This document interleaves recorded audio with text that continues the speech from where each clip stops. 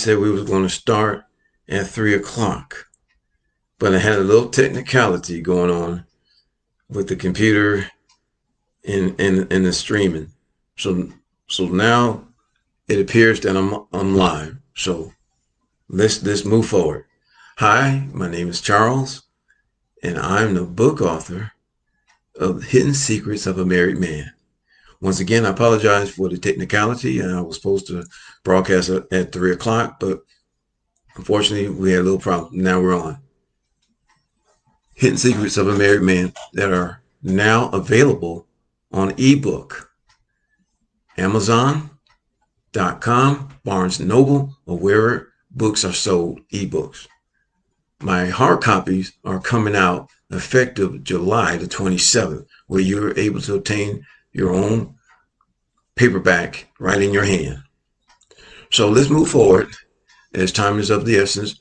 I only give 15 minutes of my segment, so that way you'll have a thorough understanding of what the book is about. Last week we did discuss chapter 1 and chapter 2, but before I do, let me first explain what happened this week. I managed to reach over 1,000 clicks to Amazon, which means people are buying the book. Over 1,000. I said it, 1,000.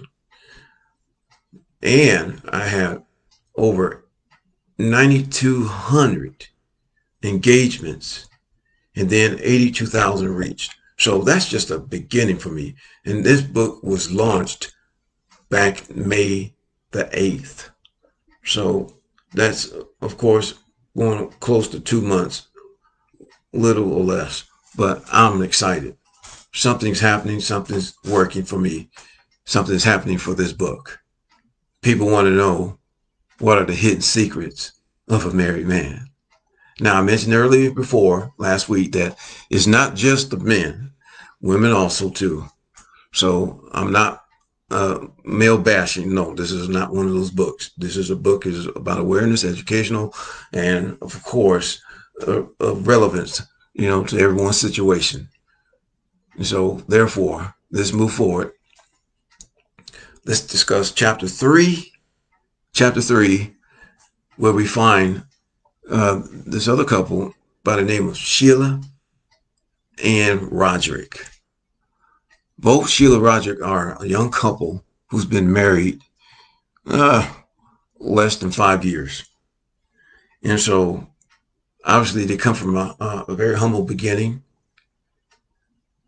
They have that excitement of marriage, like honeymooners, and ideally that's the way marriage should be, a couple should have.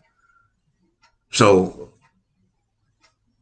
they have so much going for themselves, as Roger is a computer programmer.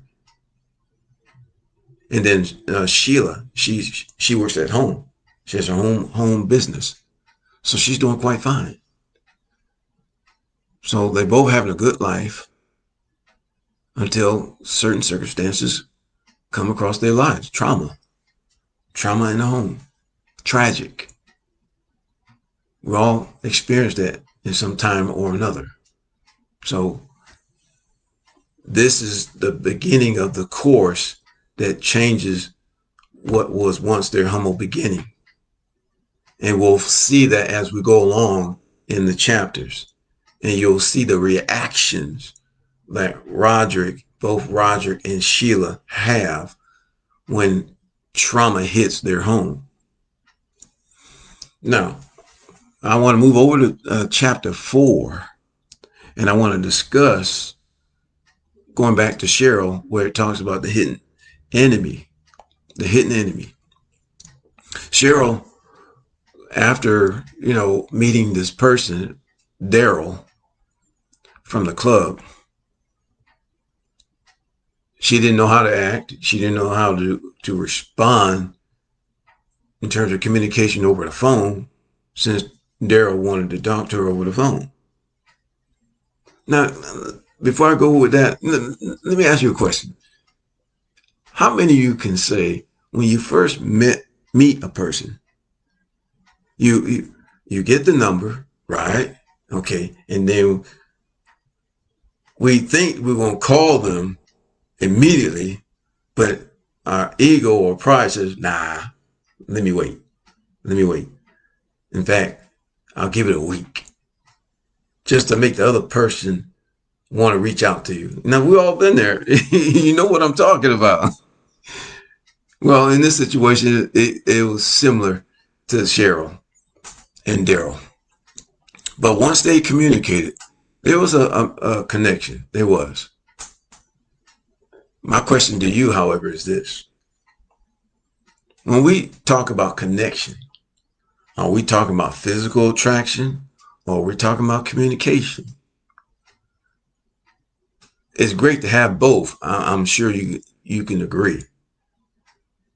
But what's more of a factor is communication. I have to admit, it's communication.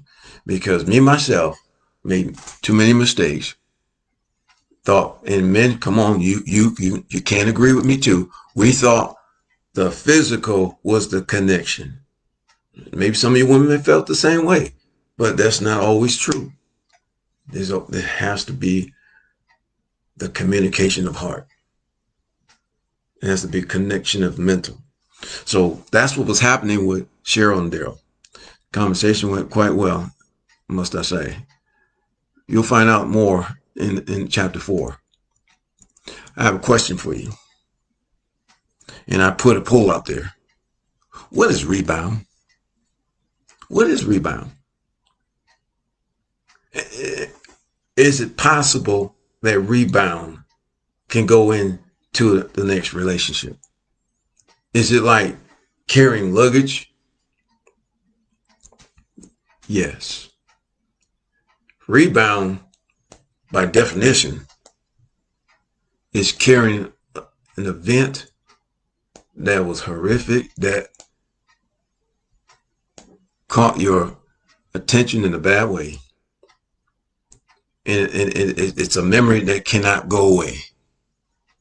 Now that memory goes with you wherever you go, especially in a relationship. And then you begin to remember that person. Well, so-and-so did this and that did. Now, see, you starting to sound like so-and-so. And you're asking yourself, do I look like so-and-so? That's rebound. That's what the definition of rebound. We need to find out how Cheryl handled that. We need to find out how Daryl received it. Was it negative or was it positive? But my question again to you is this. What is rebound to you? How did you handle it? How did the new person in your life handle it? Were you able to overcome it? I'm going to tell you the truth. A lot did not. Because it was always the partner, always got to bring up the old. And I'm going to tell you, forefront, that's not healthy in any relationship. It's not. If you're going to start a new relationship, let the other one go. Don't bring the other person in. You really, what you're saying is you're dating three. It's a threesome because you're bringing the old along with the two new. That's really what that is. So nevertheless, let's find out how Cheryl and Daryl handled this in chapter 4 going forward. Now, there were some other things I wanted to talk about. Stereotyping. Is it possible to stereotype in a relationship, such as, for example, of someone's past or their position?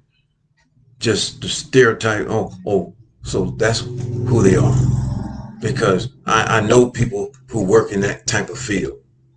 Or I know that person of a certain race or creed, whatever. It becomes stereotyping. Have you ever experienced it yourself? Now, I'm sorry to hear what we're experiencing today in our society. And it's very well unfortunate. And I'm sorry that it's even going on. But in this book, you will find stereotyping in a relationship. And hopefully we all can learn from this. This book is going somewhere. I can tell you that much. It is going somewhere because the people are talking about it. They're telling me this is a good story. They even ask, how did you come up with this? Time and patience, because I'm committed to putting together a story. I'm also committed to get Tyler Perry to take a look at this book. And it's my belief he will. That's how big this book is. I'm telling you, when you're committed to do something, when you love something so much, you're willing to take whatever sacrifice. It happens. It happens. He took a big sacrifice, and look what happened to him, Tyler Perry. I'm making big sacrifices. Watch what happens with me. I guarantee you, I'm going to the top. So today I shared, some of the things of chapter 3 and 4. I'm not going to share everything because I want you to get the book, of course. Duh. Next week we're going to discuss chapter 5 and 6. And thank you. Thank you very much. I appreciate that comment. Next week, until next week, enjoy the rest of the day. Make sure you get your copy. And if you're looking for the hard copy, it'll be out July until the 27th. But enjoy the ebook. Enjoy the cover. Enjoy everything that I shared with you today. Give me some feedback. I'm more than happy to have them. All right? Have a great day. And thank you for your time.